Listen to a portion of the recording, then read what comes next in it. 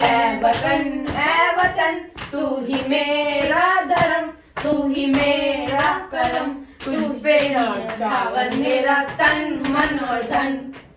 जय श्री राम। भारत माता की जय। ऐ मेरे देश के नौजवानों, क्या तुम्हारा धर्म है और क्या तुम्हारा कर्म है? अपने देश की रक्षा करना ही हमारा धर्म है और अपने देश पर मत मिट जाना ही हमारा कर्म है। लेकिन यह तय कौन करता है? वे लोग जो अपने राज धर्म का पालन करते हैं, जिन्हें आप और हम चुनते हैं, अपने रिप्रेजेंटेटिव्स के रूप में चुनते हैं। लेकिन क्या वे लोग अपने इस राजधर्म का पालन पूरी निष्ठा से करते हैं? और इससे भी बड़ी बात, क्या वे ऐसे निर्णय लेते हैं जो जन कल्याण के लिए हो, या वे ऐसे निर्णय लेते हैं जो उनके स्वयं के कल्याण के लिए होते हैं? हमें तो यह पता है कि ना केवल वे हमारे प्रतिनिधि हैं, बल्कि वह हमारे प्रतिबिंब भी हैं। अर्थात तुम्हारे कहने का मतलब यह है कि जो हमारी सामूहिक चेतना है, जो हमारे पूरे समाज की समझ है, उसी के अनुसार हम अपने नेताओं को चुनते हैं। और इससे भी बड़ी बात, चाहे वे नेता हमारे लोभी हो या निर्लोभी, वे हमारे समाज का दर्पण ही तो है। जी बिल्कुल सही। जय हिंद। जय भारत। अजी सुनते हो? चौधन सुनाओ। जंगलों में लगे रहते हैं, क्या मिलता है बोलो? और इससे ज्यादा हमें क्या चाहिए? हमें तो संसार भी अन्नदाता कहता है। और अपना काम करते रहो, राम का नाम लेते रहो, इससे ज्यादा हमें अगले जन्म में भगवान सुरन देगा। और ये जन्म कैसे सुधरेगा? और अगला जन्म किसने देखा है? अरे ये बाबली, ये चिंता छोड़ दे, भाग्य हमारा भगवान बनाता है। राम राम। जुग जुग जीवो बेटा, जुग जुग जीवो। बेटा राम राम। भगवान तुम्हें कुशल रखे। क्या बात चल रही है, हमें बता दो। बेटा ये जो कह रहे हैं, हमारा भाग्य भगवान लिखता है। तो सही तो कह रहे हैं मैया। हमारा भाग्य तो सरकारें लिखती है। और फिर भगवान? और भगवान हमारा क्यों बुरा करेगा? भगवान के तो हम संतान हैं। अब तो सही कह रही है मैया। हाँ बेटा सही तो कह रही है, लेकिन जैसे माँ बाप अपने बच्चे को सुरक्षित रखना चाहते हैं हर तरह से, ऐसे भगवान भी हमें सही सुरक्षित रखना चाहता है। तो फिर ये दुख दर्द कैसा जा रहा है? ये सब हमारी सोच और हमारी नासमझी का कारण है। कैसे? बेटा हम अपने बच्चों की शादी कम उम्र में ही जल्दी कर सकते हैं। अच्छा। और दूसरी बात यह है कि हम जात पात से ऊपर उठकर हम अपने सही नेता को नहीं चुन पाते। अच्छा, तो आपको कहने का मतलब यो है कि हमें 18-20 साल की उम्र को तो ध्यान रखना ही चाहिए, साथ साथ हमें शादी तब करनी चाहिए जब हम पूरे समझदार हो जावे, ताकि जो लड़ाई झगड़े हैं शादी के बाद के वे ना हो गए। और जब हमारे अंदर सही समझ विकसित हो जाएगी तो हम अपने सही नेताओं को भी चुन पाएंगे। हाँ बेटा बात तो सही है, पर हम अपने घर जाकर अपने ढोर डांगरों का चारा फूस भी देखना है और अपनी रोटी पानी का भी व्यवस्था करनी है। क्यों मैया, बहू न बनाती है रोटी पानी? बेटा बहुओं को कहाँ टाइम मिला है? नौकरी करें पैसों के उसमें, बताओ बहू नौकरी ना करे तो कहाँ से आवे? खेती में क्या गुजारा हुआ है? सही कह रही हो मैया। चलो मैं चलता हूँ। मैं नमस्कार जी। इंकलाब जिंदाबाद जिंदाबाद, इंकलाब जिंदाबाद जिंदाबाद, इंकलाब जिंदाबाद जिंदाबाद। नमस्कार भाई, नमस्कार। आजादी तो हमें पहले मिल चुकी है, 1947 से हम आजाद हो गए हैं, तो फिर अब कौन सी आजादी की आप बात कर रहे हैं? भाई वाह आजादी थोड़ी है जिस आजादी के लिए हमारे शहीदों ने जान दी थी।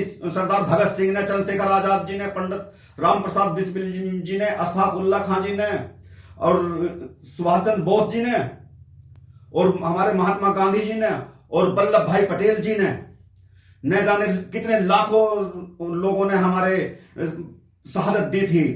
और जिस आजादी के लिए हमारे संतों ने पूर्ण उजाले के लिए आजाद बलिदान दिया था अपना, यह आजादी नहीं है लालाया। आजादी से क्या मतलब है आपका? इस आजादी से ये मतलब है कि किसान का बच्चा ही सरहद पे है, देश की सुरक्षा कर रहा है, और किसान अपने पूरे परिवार सहित रात दिन अपने शरीर की परवाह न करते हुए, जीवन की परवाह न करते हुए खेतों में लगा रहता है और अपने पूरे देश का पालन पोषण करता है। और जिस प्रकार माँ अपने बच्चे को 9 महीने पेट में रखती है, खुद गिल्ले में सोती है, परंतु बच्चे को सूखे में सदा सिलाती है, इसी प्रकार किसान अपने आप कष्ट सहता है पर पूरे देश का पालन पोषण करता है।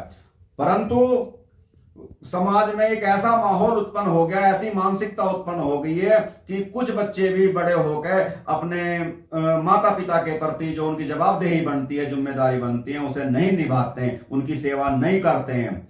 और इस सब की ये जो सिस्टम है हमारा, चाहे न्यायपालिका हो, चाहे कार्यपालिका हो, चाहे व्यवस्थापिका हो, पूरा सिस्टम ये जिम्मेदार है, क्योंकि जो ये मानसिकता उत्पन्न हो रही है ये इस सिस्टम के कारण हो रही है। इस सिस्टम की जवाबदेही बनती है इसकी। तो आप जो है मानसिक आजादी की बात कर रहे हैं, ताकि जो है हर व्यक्ति स्वयं से ऊपर उठकर जन जन के बारे में सोच सके। बिल्कुल। जिससे व्यक्ति जो है, जो उसकी मूलभूत आवश्यकता है, रोटी कपड़ा और मकान, उसकी आवश्यकता से ऊपर उठ के वह सभी के बारे में सोच सके, अपनी चेतना को ऊपर उठाने के बारे में सोच सके। बिल्कुल। और साथ ही साथ सबसे बड़ी बात जो मुझे समझ में आई वह यह है कि हम यह देख पावे, कोई भी व्यक्ति यह देख पावे कि हम दूसरों को नहीं सता रहे, बल्कि हम परमात्मा के उसी अंश को सता रहे हैं जो हम सभी के अंदर है। और यही जो मानवता का धर्म है, यही सभी धर्मों का सार है जो है। बिल्कुल बिल्कुल। यही तो सारी बात है। यदि आदमी ये सोच लेगा कि यदि हम जो सता रहे हैं सामने वाले को, ये भगवान का अंश है, ये ऊपर वाले का ही अंश है, तो फिर तो सारा ये समस्या का समाधान ही हो जाएगा।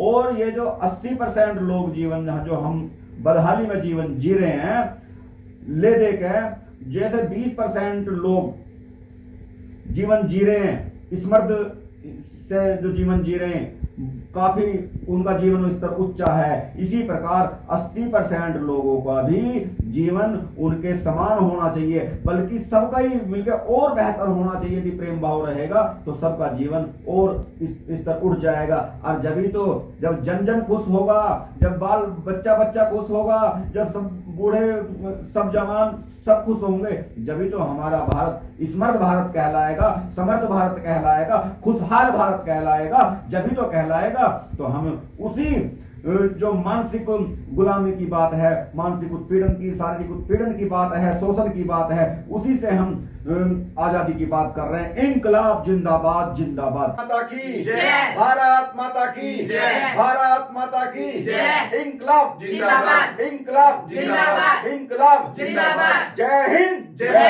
हिंद। जय भारत। जय हिंद जय हिंद। जय भारत। जय भारत।